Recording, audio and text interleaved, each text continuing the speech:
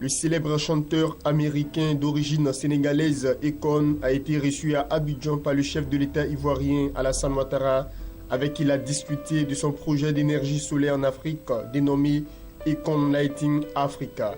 Ce projet vise à accélérer l'électrification du continent africain en installant dans les communautés rurales des solutions solaires adaptées à un usage domestique ou collectif.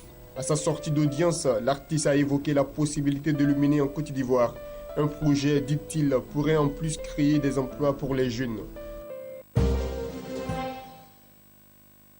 En marge du 12e Salon international du tourisme de Beijing, la Côte d'Ivoire a signé la convention d'adhésion à la Fédération internationale des villes et cités touristiques du monde, où elle va être représentée par Abidjan, la capitale économique. D'après une note d'information de l'ambassade de Côte d'Ivoire en Chine, la convention a été signée par le ministre du Tourisme, Roger Kakou. La Côte d'Ivoire s'est vue décerner par ailleurs la palme du meilleur stand 2015 du 12e Salon international du tourisme de Beijing sur les 81 pays participants. Le président de la République, Alassane Ouattara, a présidé le mardi dernier la cérémonie de lancement du groupe des leaders ouest-africains de l'énergie. Intervenant au nom du chef de l'État, le Premier ministre Daniel Kablan-Duncan a indiqué que cette importante initiative du secrétaire général des Nations Unies, Ban Ki-moon, portée par les pays de la sous-région ouest-africaine, a pour objectif principal de favoriser l'accès à l'énergie durable pour tous. Avant d'ajouter qu'en 2014, le taux d'électrification globale pour l'Afrique était de 42%. Plus de 625 millions de personnes en Afrique subsaharienne n'ont toujours pas accès à l'électricité. Et dans l'espace CEDEAO, ce sont 61% de personnes qui vivent sans électricité.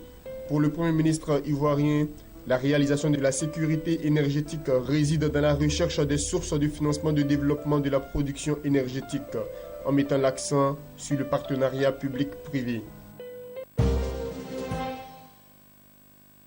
Olin Zhao, le nouveau secrétaire général de l'Union internationale des télécommunications UIT, est à Abidjan depuis le 1er juillet. Sa visite de 3 jours en terre ivoirienne entre dans le cadre des festivités nationales des 150 ans de l'Union célébrées à travers le monde depuis le début de l'année. La Côte d'Ivoire fait partie des partenaires à l'organisation de cet événement planétaire en qualité de partenaire agent. Le Chinois Olin Zhao a succédé au Malien Amadou Touré officiellement depuis le 1er janvier 2015 après son élection lors de la conférence plénipotentiaire tenue à Busan en Corée du Sud du 20 octobre au 7 novembre dernier.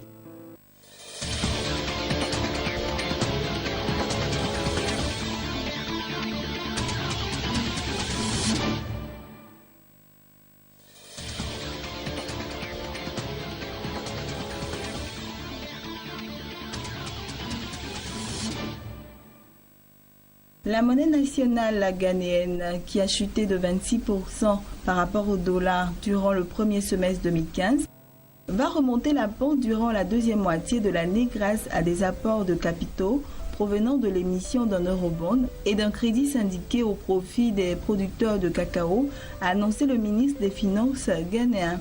De son côté, le Fonds monétaire international FMI avait estimé dans un rapport que le Ghana est sur la bonne voie pour atteindre son objectif en matière de déficit budgétaire et que le CIDI est en bonne position pour rebondir durant la seconde moitié de l'année.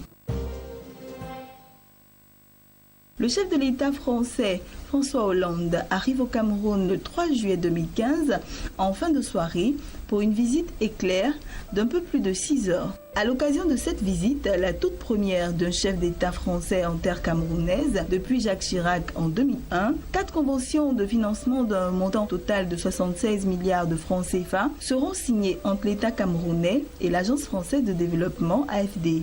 Il s'agit premièrement d'une convention d'un montant de 42,6 milliards de francs CFA pour le financement du projet Capitale régionale implémenté par le gouvernement camerounais et destiné à développer 3 capitales régionales du pays.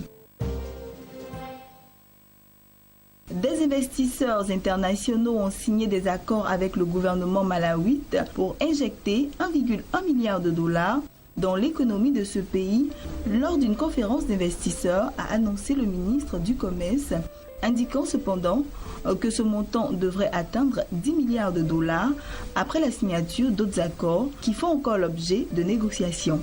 Quoi qu'il en soit, le bilan de la conférence d'investisseurs est largement en deçà des attentes du gouvernement qui tablait sur des accords d'un montant d'environ 16 milliards de dollars. Le Malawi cherche à trouver des nouveaux moyens pour financer la croissance de son économie paralysée par la suspension par les donateurs occidentaux de leurs aides budgétaires depuis le détournement en 2012 par des hauts responsables de plus de 20 millions de dollars de fonds publics. La banque américaine Goldman Sachs fera sa première incursion en Côte d'Ivoire avant la fin de l'année en cours en finançant à hauteur de 1 milliard de dollars un projet de 20 000 logements sociaux destinés aux fonctionnaires.